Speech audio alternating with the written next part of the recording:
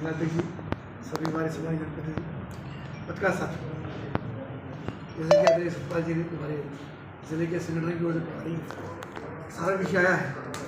सरदार वल्लभ भाई पटेल एक ऐसा नाम, एक ऐसा व्यक्तित्व जिन्होंने देश की एकता के लिए, अखंडता के लिए इतना बड़ा संघर्ष किया।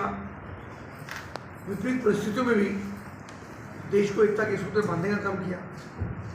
565 रियासतें जो अलग अलग क्षेत्र में बटी हुई थी, जिनके अलग अलग प्रकार के राजा, बादशाह, निज़ाम ऐसे हुआ करते थे। तो जो भारत हमको आज दिखता है एक सीमा के अंदर, ये भारत नहीं था, रियासत में बटा हुआ था। देश के विभाजन के बाद जिस समय प्रधानमंत्री दौड़ चल रही थी, तो जो कमेटी का गठन हुआ, जिसमें कांग्रेस कमेटी का एक निर्णायक मंडल था, उसमें प्रधानमंत्री का चयन होने का विषय उसके अंदर हुआ। तो 12 में से 11 प्रतिनिधियों की राय सरदार पटेल जी के बारे में थी, लेकिन महात्मा गांधी जी की लोकप्रियता, उनका स्नेह नेहरू जी के प्रति था, तो नेहरू जी का चयन उन्होंने प्रधानमंत्री के रूप में किया। लेकिन सरदार पटेल ने पार्टी का विभाजन ना हो जाए, देश अभी खंडित हुआ है, विभाजन हुआ है देश का, पार्टी भी खंडित ना हो जाए, इस गरिमा को रखते हुए, अपने आप को न्यौछावर करते हुए उस गरिमा को बनाए रखने का काम किया और सेकंड नंबर पर रहना स्वीकार किया और जवाहरलाल नेहरू को प्रधानमंत्री पद पर स्वीकार करने का, यानी एक बड़ा व्यक्तित्व के रूप में उस बात की शुरुआत की। ये नहीं, व्यक्ति देश से बड़ा नहीं हो सकता, तो एक तरीके बलिदान जैसा होता है मानसिक रूप से, वो करने का काम किया और उनको गृहमंत्री और प्रधानमंत्री की जिम्मेदारी मिली। नेहरू जी देश के प्रधानमंत्री बने और उसी समय संकट आया कि जो रियासतें ऐसी हैं, इनको अलग अलग एक रूप में कैसे माना सके। तो सबके पास जो सबसे बातचीत थी कि उतने साधन भी नहीं थे, उतने वाहन भी नहीं थे, टेलीफोन की उतनी सुविधा नहीं थी। उसके बावजूद सबसे बातचीत करके और सबको तय किया कि सबको भारत के साथ रहना है और एक रंग में, एक रूप में रहना है। लेकिन जूनागढ़, हैदराबाद और कश्मीर, 3 रियासतें ऐसी थी जिन्होंने रहना स्वीकार नहीं किया, उन्होंने मना किया। हैदराबाद के अंदर एक तरीके वहाँ के निज़ाम को जो मना कर दिया, उसका मन पाकिस्तान के साथ था कि पाकिस्तान के साथ रहना चाहता हूँ, तो निज़ाम को समझाया गया, बातचीत को नहीं माना। बताते हैं कि सरदार पटेल वहाँ सुन गए और जाकर जब निज़ाम को उन्होंने हिदायत देने का काम किया और उनको लगा कि देश की सीमा यहाँ पर आ सकती है, देश की सेना वहाँ पर हमला बोल सकती है, और निज़ाम को एक कमरे के अंदर बैठा करके उनको ये दिखाया भी गया, वो डराया भी गया, समझाया भी गया कि अगर तुमने स्वीकारता नहीं की तो उसका परिणाम भुगतना पड़ेगा। तो तब निज़ाम ने उसको स्वीकार किया। स्वीकार करने के बाद हैदराबाद को भी देश की सीमा के अंदर रखा गया। ये स्थिति जूनागढ़ जो गुजरात के अंदर है, उसकी भी स्थिति यही है। और कहा तो जो कश्मीर था, कश्मीर में तत्कालीन जो वहाँ के राजा थे शेख अब्दुल्ला को जवाहरलाल नेहरू का बहुत प्यार था, बहुत स्नेह था, उसको भी समझाया कि वो नहीं माना। उन्होंने यहाँ तक कहा कि हमारा अलग से प्रधानमंत्री, अलग से संविधान, अलग से विधानसभा की व्यवस्था, यानी जिसको बोलते हैं 2 निशान, 2 प्रधान, 2 संविधान, उसकी व्यवस्था देने का काम भी सरदार पटेल के काफ़ी मना करने के बावजूद भी उसको वो दिया गया। और खासतौर से उसने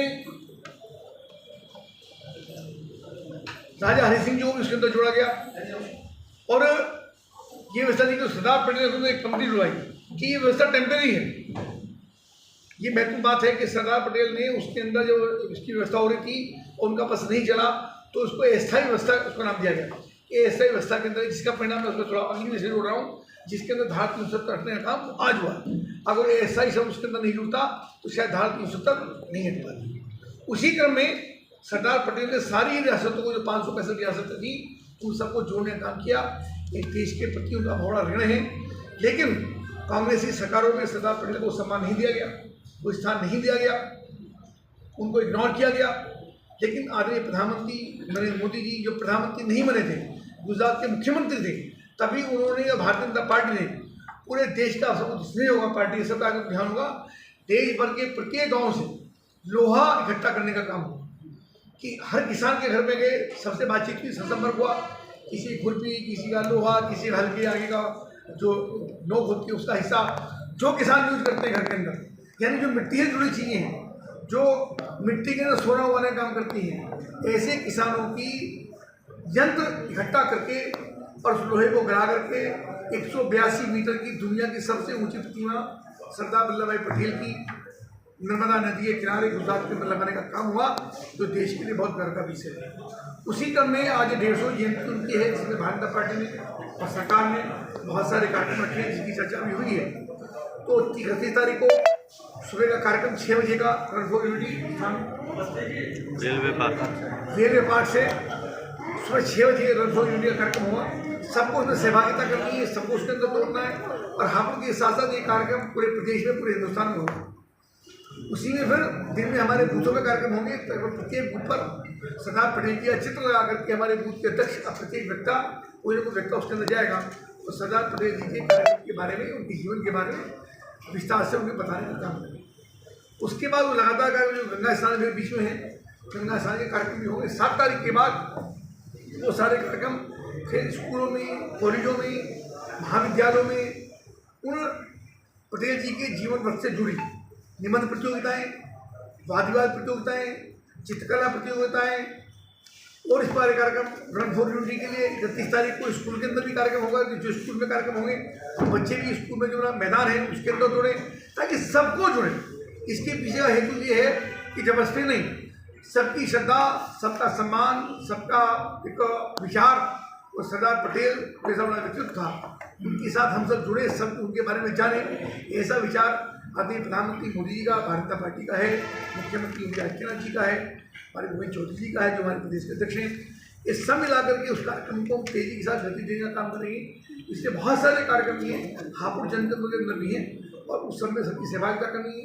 युवाओं को, युवा मंगल दल, उसको हमने जोड़ा है, NCC को जोड़ा है, छात्र छात्राओं को जोड़ा है, महिलाओं को जोड़ा है। उसके बहुत सारे कार्यक्रम, डिबेट्स, ये सारे कार्यक्रम पूरे जनपद के अंदर लगातार 1 महीने तक चलने वाले हैं। उसी के संबंध में आपको